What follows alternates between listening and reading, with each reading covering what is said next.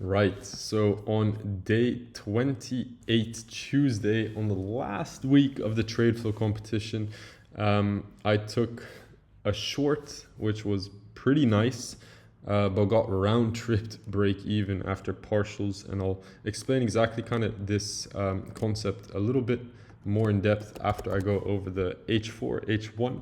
So what were we looking at pretty much this entire run was for price to go over that EQ point just one more time, allowing us to just get some sort of ideology on premium versus discount, just being above at this area, right? Last week, we were looking at this OB, but there's clearly no follow through from that order block. So the only thing that we could really look out for was some sort of premium to be tapped for us to then go lower, just like what we did here, right? Just like where we wanted price to go into, let's say, daily and weekly premiums, pretty much from this high to this high. You can see that this is above EQ as well. And then here, same concept, right? What you're doing is you're identifying areas where your confluences will be stacked and your probabilities will be stacked. And this was one of them. No real array. Understand, we're missing arrays. Ideally, you can already see like, oh, Max, we got a BPR. Yeah, we do. This is where you wanted price to ideally come into. I had that noted down. I think everyone did. But again, you got to make do with what you have. That would have been a lot better. But again, we're in one criteria.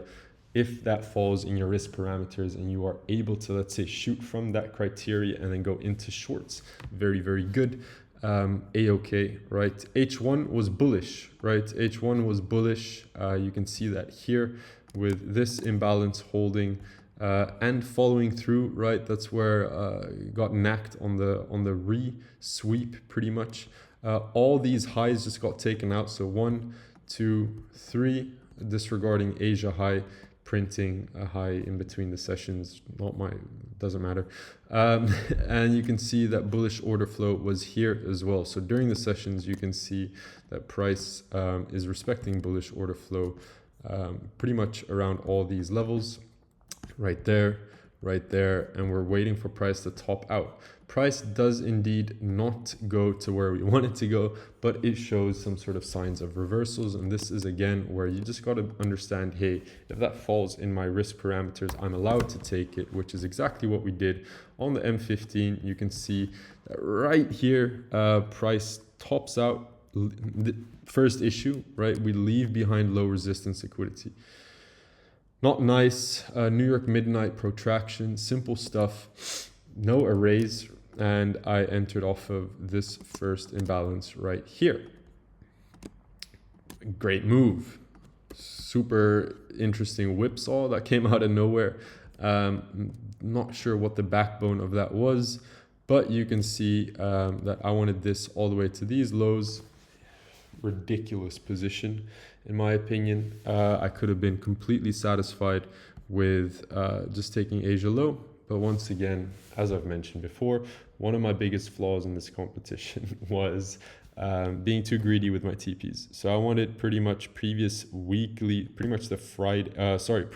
low, which was that one, because I wanted if price flipped here, Tuesday high of the week, right? High of the week, then yeah, we needed to take obviously out Monday's low that was printed, and that was my ideology, because from there we could have then obviously gone into and finally targeting all of those H4 imbalance and the local lows, which was the main draw of liquidity for the daily and weekly time frame, right? So I guess I could have been a little bit more conservative with my final TP.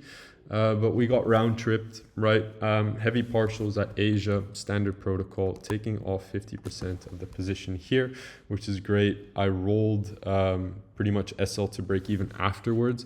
I didn't roll SL break even here. You know, that's where most of you guys will go wrong. You'll do either or, right? I like to take, if I take partials and my first partials are more than 50% of my position, why would I bring my invalidation point closer? If I take the full loss, then I'm break even, but I still give it breathing room to do its thing, right? Which was right here. So price got that breathing room, came back, picked up a little bit more liquidity, and then went lower.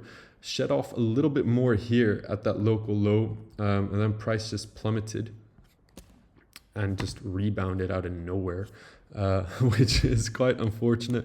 If you really like to be a conspiracy theory, the entry of Monday was the reversal on Tuesday.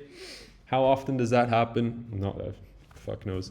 But yeah, I got round trip break even afterwards. Great position, great drips to the bucket added, filling up the lead, chipping away at the competition. You guys have seen the leaderboard then.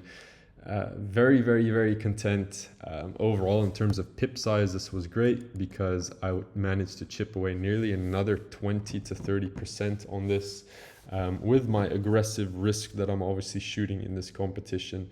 So yeah, that was that. Other than that, nothing special. Price just dimmed afterwards. If I get out of this replay system, you could see that price just went straight into dead time. This was so unfortunate right there. Nothing you can do about it, right? But you can already see Wednesday was a very, very cool day to say the least. So yeah, that was Tuesday. Great position, great stuff, and I'll see you guys in the next one.